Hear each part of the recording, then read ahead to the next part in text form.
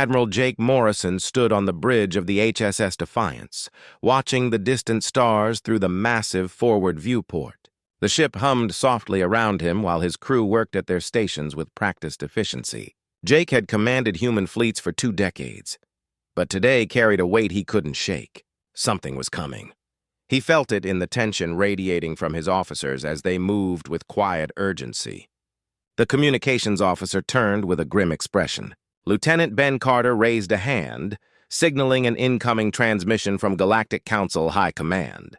Jake gave a curt nod, and the main screen crackled to life, revealing the cold reptilian features of Zilithian War Marshal Kethar.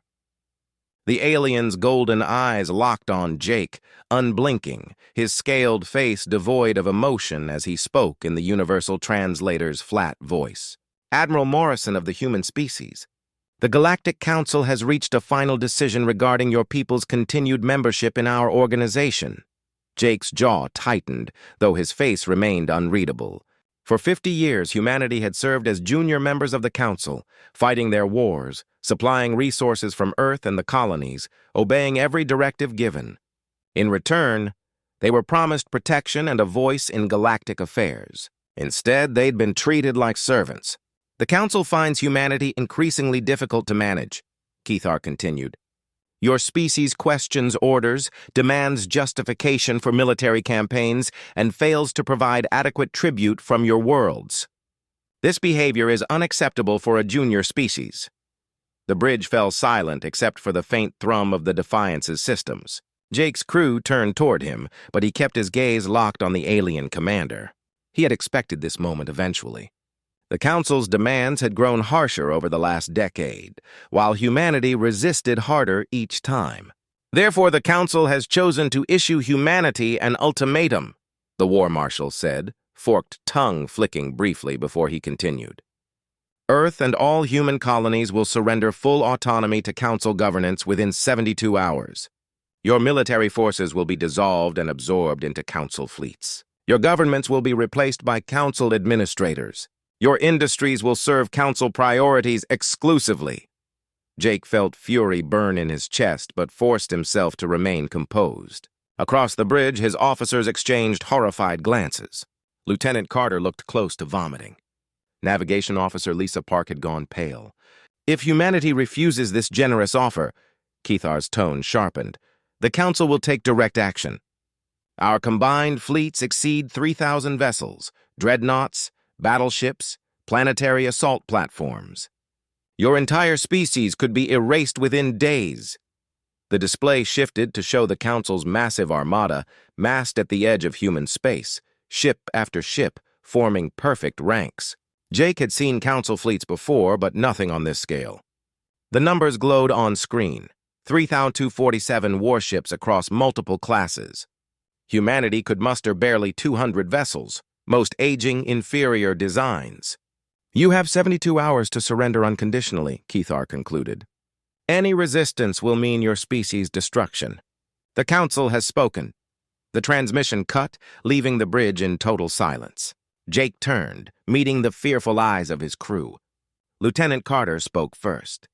"Admiral, your orders? Do we begin evacuation?" "No evacuations," Jake replied sharply. "Get me Earth Command. Priority 1 encryption." While Carter worked the link, Jake considered humanity's grim reality. The Council had finally abandoned all pretense that junior species possessed rights. For years, they had tightened control. Now their intentions stood naked. The screen flared again, revealing President Lisa Carter in Geneva. She looked exhausted, aides moving in the background. "Admiral Morrison, I assume you've received the Council's ultimatum." "Yes, Madam President. Complete surrender in 72 hours or every human world burns." He paused, scanning the tense faces around him. "Ma'am, I need to ask, do we have any options besides surrender?" Jake asked. President Carter stayed silent for several long seconds. When she finally spoke, her voice was level but tense. "Admiral, I'm transferring you to a secure channel. What I'm about to share is classified at the highest level." The screen flickered, revealing a different location. Jake now saw Dr. Alex Bennett, head of humanity's most secretive research division. The scientist looked uneasy yet faintly exhilarated as he adjusted his glasses. Behind him stretched a vast underground facility lined with unfamiliar machinery. "Admiral Morrison," Bennett began, "what I'm about to reveal changes everything.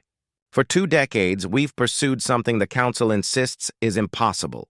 We've learned to harness and weaponize dark matter itself." Jake's pulse quickened. Dark matter comprised most of the universe, yet no civilization had ever interacted with it directly.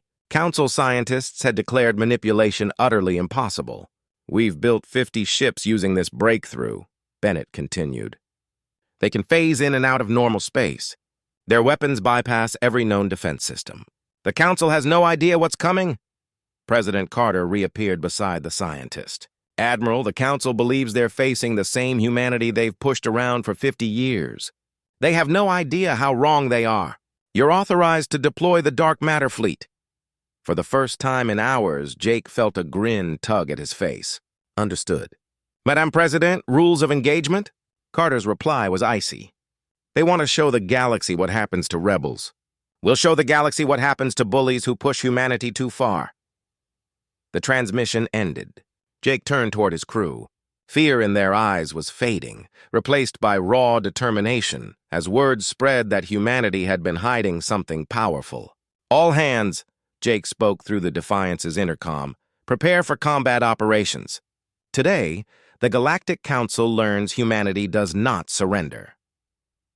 20 years earlier, Dr. Elena Rodriguez studied data streaming across her console at the Jupiter Orbital Research Station.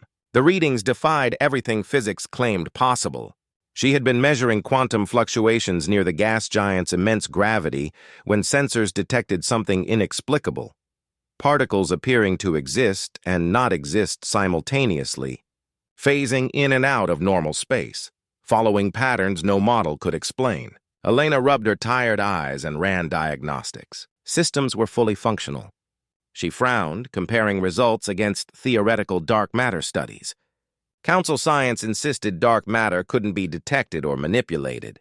Yet after 3 days of testing, Elena realized Jupiter's gravitational stress somehow rendered it visible and responsive to electromagnetic fields. Stunned, she sent an encrypted request to Earth for authorization to attempt riskier experiments. Hours later, General Paul Hayes replied personally with a single order: "Proceed with maximum caution.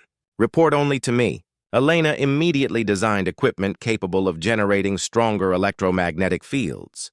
When she activated the prototype, reality itself seemed to shift. Dark matter clustered around the generator like iron drawn to a magnet. She could actually control its motion. The breakthrough came when Elena discovered dark matter could store colossal amounts of energy. A single particle held more power than a fusion reactor. She immediately informed General Hayes, and within a week, a military transport arrived to escort her back to Earth. Elena soon sat inside a meeting room buried beneath the Pentagon, surrounded by the highest-ranking officials in human government. President Carter was present, alongside military commanders and intelligence directors.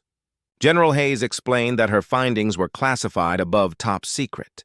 "Dr. Rodriguez, what you've uncovered could alter the balance of power in the galaxy," Hayes said.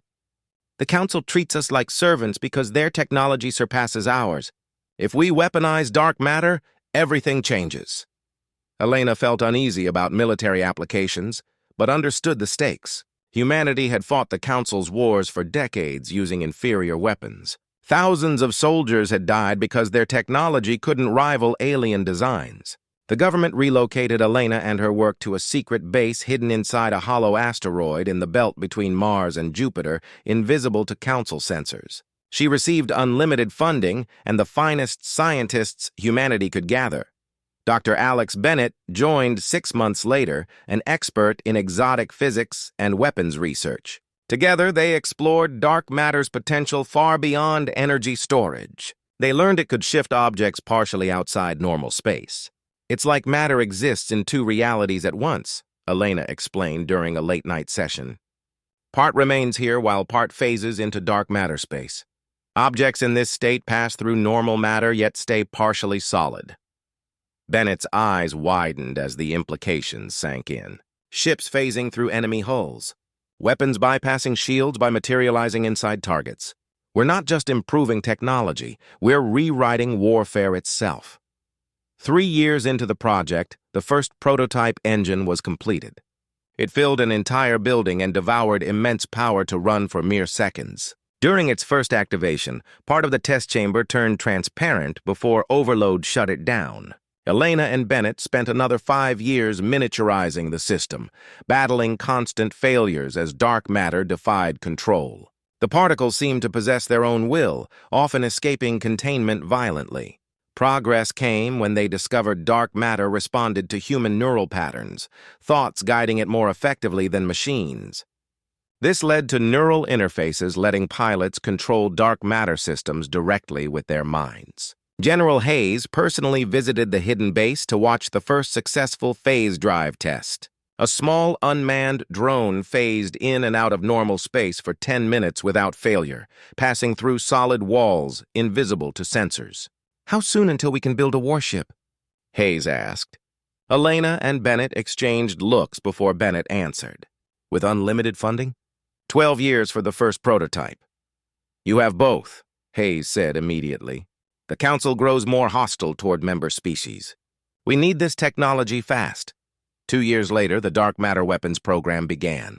Elena discovered dark matter compressed into hyperdense projectiles could phase through shields and armor before detonating inside targets. The weapons required trained human operators whose minds directed the strikes. Bennett focused on ships designed for phase space, crafting hulls able to exist in both dimensions. Engineers worked tirelessly solving problems no civilization had ever faced. 15 years after Elena's initial discovery, the first dark matter warship launched. The HSS Phantom was half the size of a human cruiser, yet carried more firepower than a Council dreadnought. In testing, it phased through asteroids unharmed, fading from sight at will. Dr. Elena Rodriguez watched from the asteroid base as the 50th warship left the construction bays. Now 55, she had spent half her life creating technology destined to reshape galactic civilization. The ships looked sleek, deadly, their hulls shimmering between solid and transparent. "The Council has no idea what's coming," Bennett said beside her. "They think humanity's still using 50-year-old tech." Elena nodded, the weight of responsibility heavy. Her work might free humanity or plunge the galaxy into catastrophic war. She prayed they were right. General Hayes approached holding a communicator. "It's time," he said quietly. "The Council has delivered its ultimatum. Admiral Morrison requests authorization to deploy the dark matter fleet." Elena Rodriguez inhaled slowly, staring out at the warships carrying humanity's hopes into battle. After 2 decades of secret development, their technology would face its ultimate test. Admiral Jake Morrison stood on the Defiance's bridge as 50 human warships formed up around him. The dark matter vessels looked nothing like conventional ships, their hulls shimmering between solid metal and ghostly translucence. Each was crewed by pilots trained to interface directly with dark matter systems through neural implants. Captain Ryan Brooks sat aboard the HSS Lightning, feeling the dark matter core respond to his very thoughts. The sensation was surreal. Like the ship had merged with his own body, every weapon and engine under his control as naturally as his own limbs. The neural link let him guide the phase drive as easily as moving a hand. Across the battle space, War Marshal Keithar stood on the bridge of the Dominion's edge, studying the tactical display tracking the human fleet. His scaled face betrayed amusement as he watched the tiny human force advance. 3,000 Council warships against 200 human vessels. Hardly a contest. "The humans are moving to engage," reported his tactical officer. "Do we power weapons?" Keithar's forked tongue flicked in reptilian laughter. "Let them come.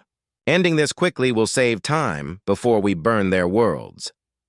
Across the galaxy, trillions watched the growing standoff on live broadcasts. Few doubted the outcome. The Council had never lost a battle.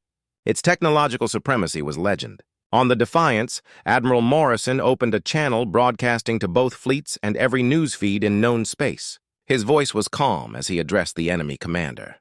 "War Marshal Keithar, you demanded our surrender within 72 hours. "Yes, human," Keithar sneered.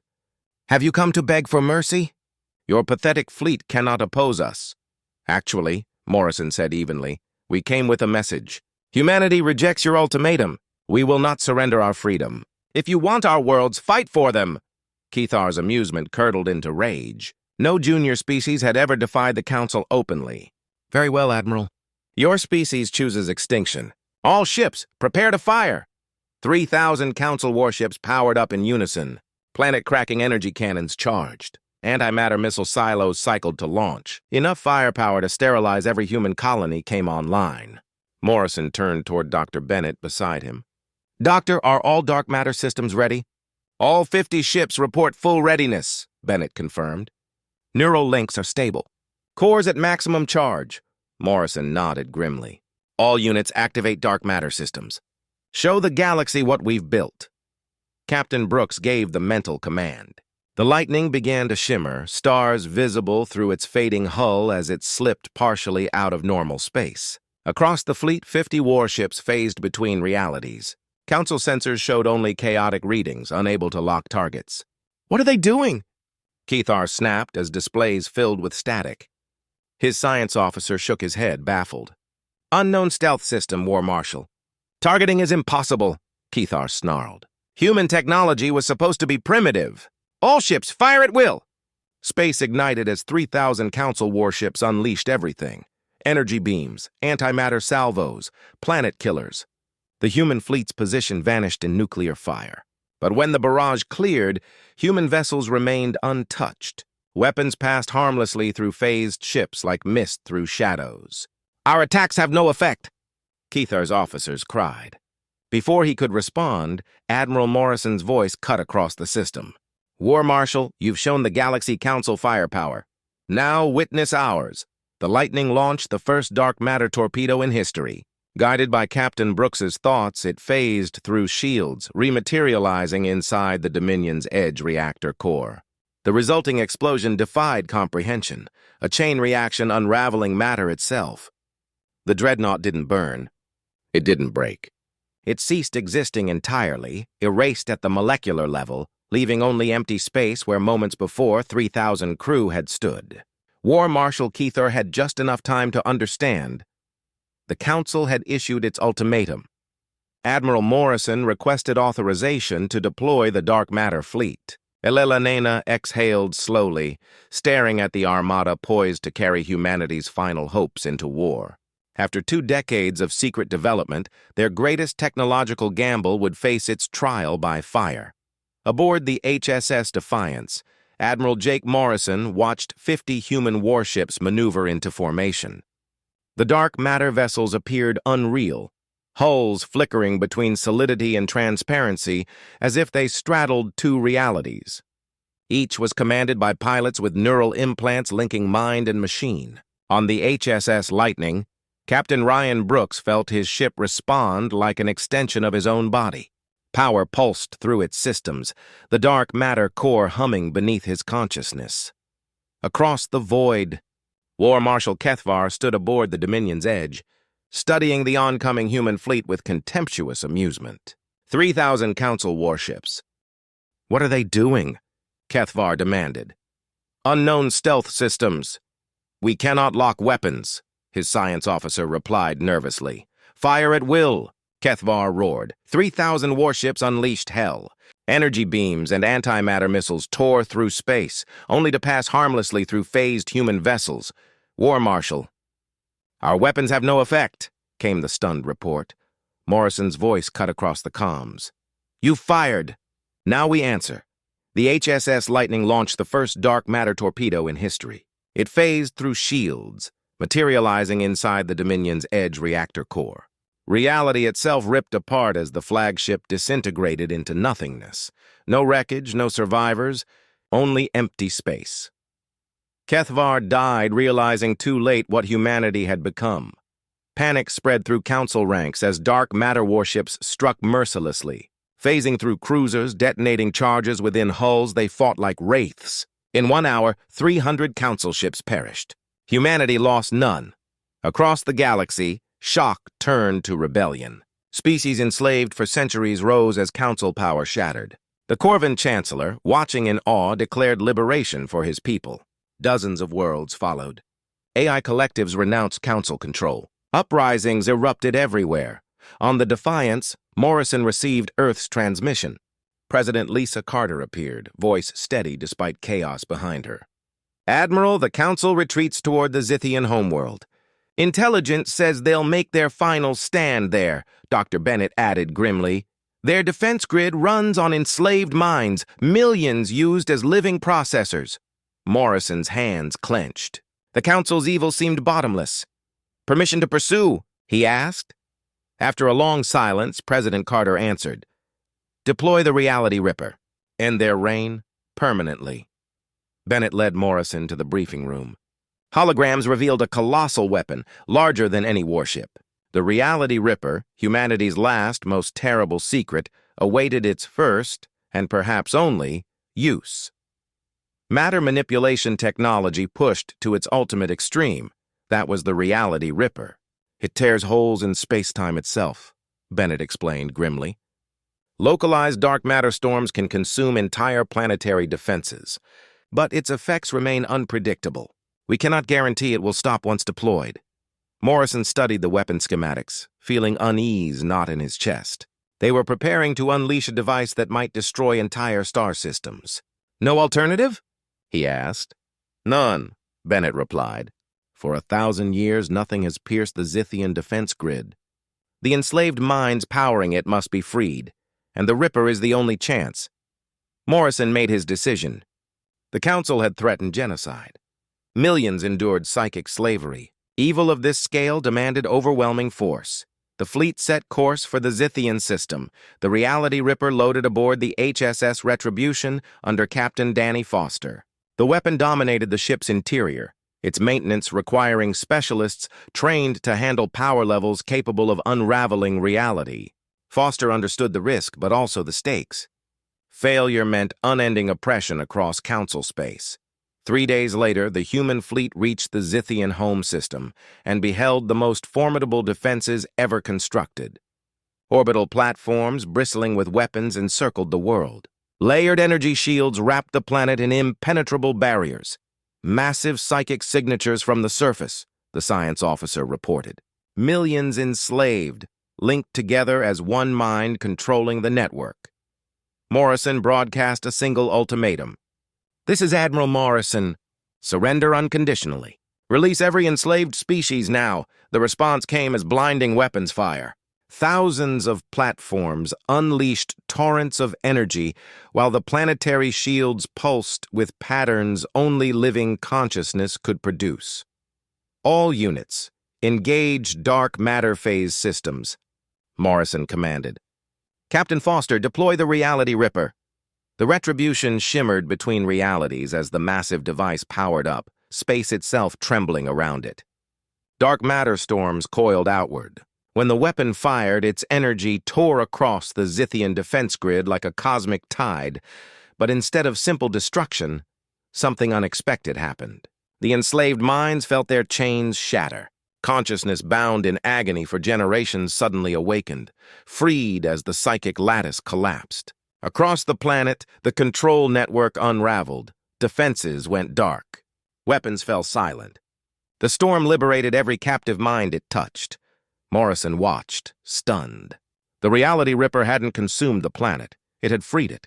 Within 7 days, the Council collapsed completely. Member species abandoned their rulers, revolutions igniting across the stars. On the Zithian homeworld, millions experienced freedom for the first time in living memory. President Lisa Carter addressed the galaxy from Geneva, flanked by representatives of newly freed civilizations. Her words reached every system. For too long, might has ruled. Entire species enslaved. Minds turned into tools. Today, that ends. Behind her stood the Corvin Republic, Theta colonies, and dozens more. Together they formed the Free Worlds Alliance, voluntary membership, equal voices, no forced armies, no tyranny. The age of Council domination was over. A new galaxy was beginning. Chancellor Vexar of the Corvin Republic stepped forward to address the delegates. His reptilian features carried emotions his people had been forbidden to show for centuries. "For 300 years, the Council forced us to mine asteroids under conditions that killed millions," he said. Now, we mine for ourselves and share resources with friends, not masters. As the political map stabilized, Admiral Morrison received new orders. Humanity's dark matter fleet would become the military backbone of the Free World's alliance, patrolling trade routes, shielding smaller species, and crushing any Council loyalists seeking to rebuild the old empire. Captain Ryan Brooks took command of a mixed patrol group, 10 dark matter warships alongside vessels from 6 liberated species. The fleet represented everything the Council had feared: former enemies united, exchanging knowledge, defending one another as equals. The HSS Lightning led the formation through the Outer Rim, where surviving Council forces had been raiding isolated colonies. When a distress call came from Kepler 7, a mining outpost under attack by a rogue Council destroyer, Brooks ordered an immediate intercept. The destroyer tried to flee the moment it saw human dark matter technology closing in. Brooks phased his ship directly behind it, fired one torpedo through its shields, and crippled its engines without destroying the vessel. The crew would face trial for war crimes instead of escape. At the hidden asteroid base, Dr. Elena Rodriguez celebrated her 70th birthday watching the final dark matter warships launch from construction bays. 50 ships had become 500, shared with trusted allies across the stars. "The galaxy is finally free," Dr. Bennett said beside her. "Your work changed everything." Elena nodded, though her eyes remained troubled. "Power like this tempts tyranny, Alex. We can't let victory turn us into what we destroyed." Bennett understood. History was full of liberators who became conquerors. Humanity had to be better. President Carter created the Department of Galactic Affairs to coordinate the alliance, handling trade agreements, defense policies, and disputes peacefully rather than through force. Admiral Morrison, promoted to Supreme Commander, accepted authority over joint fleets from dozens of worlds reluctantly, driven only by duty. Former Council territories were restored to their native species. Strip-mined planets began healing with human technology guiding reconstruction. Then came the transmission. While investigating strange signals beyond the galaxy's rim, Captain Brooks's sensors intercepted a message older than human civilization itself. Fragmented, barely translatable, but unmistakable. A warning. It spoke of void hunters, beings that consumed galaxies, moving unseen through dark matter space. They had destroyed the original builders of dark matter technology and would not stop until every trace was erased. Brooks felt the blood drain from his face. Their victory over the Council had been noticed. Something far worse was coming. Within hours, the entire Alliance fleet was recalled for emergency briefings. Dr. Rodriguez listened in silence as reports spread. Her discovery had freed billions, but had also painted a beacon in the cosmic dark. At the galaxy's edge, long-range sensors detected impossible distortions, colossal shapes moving through void and shadow. Admiral Morrison stood aboard the HSS Defiance, watching the data scroll across tactical displays. They had toppled an empire, united the oppressed, and built hope from ashes. Now, something ancient was coming for all of them. Humanity's greatest test had only begun.